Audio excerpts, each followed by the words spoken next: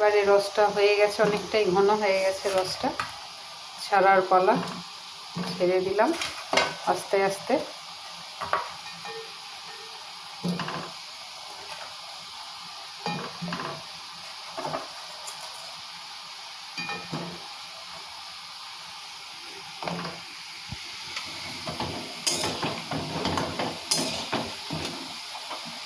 বেশি লাল লাল হয়ে গেল, ওগুলো ছাড়তে গেলাম, একটু লাল লাল হয়ে গেল।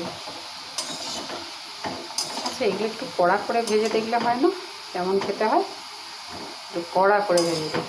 এগুলো একটু হালকা ভেজেছি, এগুলো একটু কড়া করে ভেজে দিই। বেশ কালো জামটাও কিন্তু খেতে খুব ভালো লাগে। অবশ্য এটা যখন বানিয়েছি না, এর ভেতরে একটু করে খোয়া ক্ষীর দিয়েছি। প্রথমে পিঠের মতো করে নিয়েছি, নিয়ে ওর ভেতরে একটু খোয়া ক্ষীর দিয়ে দিয়েছি, দিয়ে গোল গোল করে পাকিয়েছি। খোয়া ক্ষীরটার মধ্যে দিলে খেতে দারুণ লাগবে।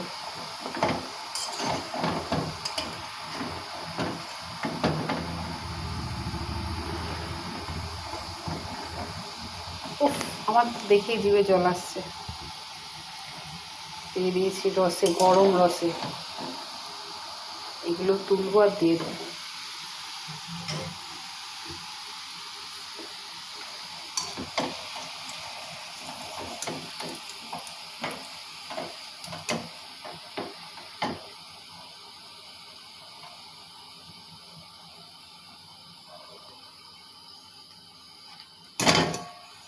ঢেলে যায়, পড়ে যায়, ভারী হয়ে গেছে, জানি না কি হবে।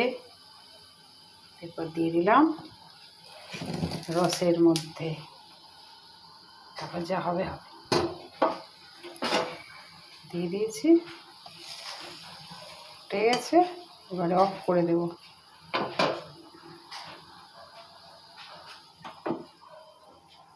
গরম রসের মধ্যে এগুলো সব চুবানো থাকবে।